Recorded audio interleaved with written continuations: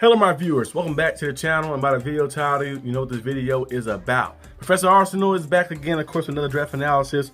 We have, of course, Jalen Milroe, quarterback, our first quarterback. We're doing our first quarterback right now. I have other quarterbacks coming after the Super Bowl stuff, so be on the lookout for that. But Jalen Milroe, Alabama, 6'2", 225 pounds. Last season threw 2,844 passing yards to 6 passing touchdowns to 11 interceptions, 728 rushing yards, and 20 rushing touchdowns, which is a lot. It's a lot. He's from what I've seen from him, watching his games. I watch a lot of Alabama games. Jalen Milroe, I like his story and his come up and stuff as well.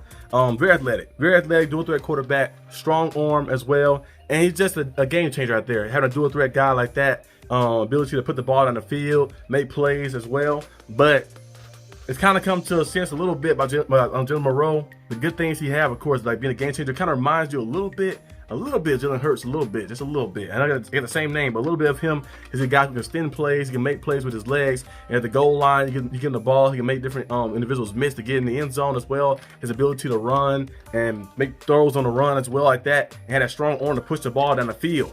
But he has some problems a little bit sometimes with the accuracies. I think accuracies and some of the defenses as well, like that, reading some defenses at times. You know, he may not be as strong of a candidate as his counterparts like Shedeur Sanders and Cam Ward, who thread defenses in different ways and stuff from the pocket. Jalen Milroe is not. He's a dual threat quarterback. He's not a pocket passer type guy like the other two guys, like Shedeur and Cam Ward is. Even though people keep trying to say Cam Ward and Shedeur are dual threat, I'm like, they're not dual. Because the quarterback is black, does not mean he's a dual threat quarterback. Shedeur Sanders, look at his rushing yards. And look at Cam Ward rushing yards. Cam Ward run a 4.8. He's not a dual threat quarterback. He do all his damage from the pocket like that. So they gotta stop doing that narrative a little bit. But Jalen Milroe, now he is a dual threat quarterback, having 20 rushing touchdowns, 700 rushing yards like that.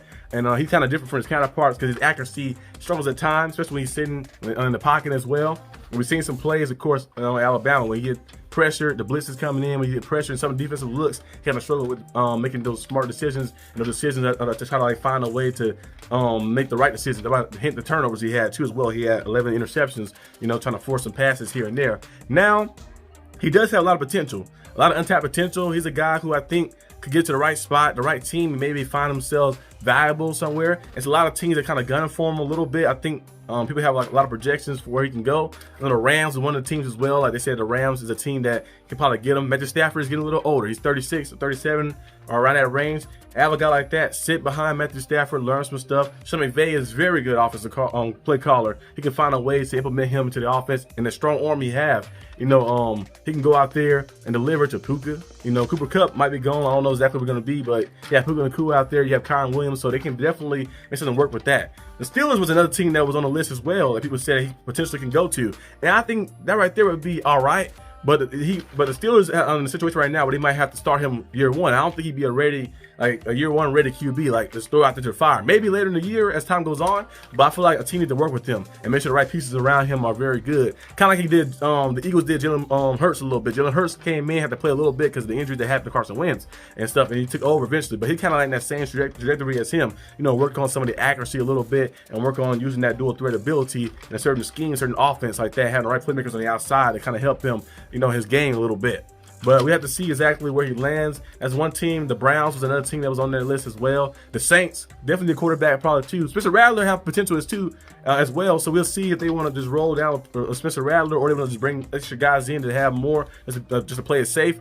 But I feel like Jalen Milroe is a guy who could need to sit a little bit. Just sit a little bit for the first year, learn. And I think when he's ready, then you can put him out there into the fire like that and see what happens. The Raiders might be looking to bring him in. The Raiders cannot get Shedeur Sanders, and they have to go a route and say, okay, we can't trade up to get Shedeur, and we got to go this route of maybe getting Jalen Milroe early on like that, or maybe you can find him in the second round. You never know. Like they get Jalen Milroe, bring him in, and bring a veteran quarterback in probably to play that year out with the veteran, and then let Jalen Milroe come out like, the next year and do something. So Russell Wilson will be available as well. Maybe Pete Carroll and Russell Wilson come back together like that, like the Seahawks days, and you draft Jalen Milroe as well, let him sit behind Russ maybe a year, maybe two, depending on how long Russell Wilson plays, and then he'd be available and be ready to go out there and play. I think he can fare very well if he like sit a little bit. He has some things he got to fix up his game, his mechanics, you know, his footwork, and some of his accuracy, and some of those throws, and some of those defensive looks, and like when things and pressure get to him a little bit, be more because of course, you know, in the NFL you can use your dual threat ability, of course, but you still got to deliver the ball from the pocket eventually like that. You still have to deliver the ball from the pocket. All the great quarterbacks have done it. talent. We've seen it throughout the years and stuff as well. Even like Lamar Jackson, who's a dual-threat quarterback, Josh Allen, who's a dual-threat quarterback, they still deliver from the pocket. They make plays from the pocket. So eventually you got to go out there, you got to sit back and drop and make that big-time throw. And I think Jalen Milroe still had to learn to kind of get that. But he has a lot of talent, a lot of potential, because you see the flashes off to Alabama. Last year was probably one of his better years. This past season, he played pretty good, but I feel like the year before that was one of his better years. Kind of had a down year a little bit in the passing game, but overall, he's a talented player. A lot of potential untapped. I feel like in the right scenario, in the right spot, he can be a big-time game changer. Kind of like Anthony Richardson a little bit. If you guys been on my channel for a little while, I remember I made a video about Anthony Richardson and all the quarterbacks at draft class. I said Anthony Richardson, if he's in the right spot and developed right, he can be the best quarterback at that draft class.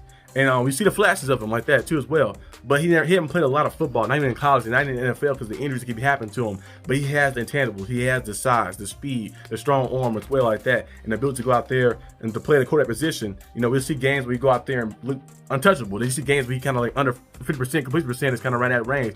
Jalen Milroe is on look better passer than him, but kind of on that same par a little bit, like kind of a project. You know, you want to bring him in the right spot and try to like maybe like develop him and see exactly what can happen. Cause I think he has potential to be nice. No, I would love my Steelers to get him, but I feel like our team is gonna throw him out to the fire right week one, because we need a quarterback badly like that. So I doubt they bring him in and say, hey, we're gonna let him sit a little bit behind this guy or that guy. We don't have no guy, so you are the guy. So you go out there and play. So we'll see exactly where he lands, but hey, he's a good player. Anybody get him, let him see a little bit, let him learn. Like Jordan Love did the same thing. Jordan Love had talent. We know, we've seen the talent Jordan Love had in college, but they knew he wasn't ready right like day one. So let him sit behind Rodgers, let him learn like that. And he got out there. Look at him, first 2 years starting, and got into the playoffs and won a playoff game. And then this past year, got into the playoffs again like that, playing good football. So sometimes you gotta let the guys just wait, be patient. You gotta throw this quarterback to the fire all the time. Be patient a little bit and let them develop and see how things go. That's all I have for today's video. Hope you guys enjoyed this video. If you did, like and subscribe for more content. And I'll see you guys next time on the channel. Peace out.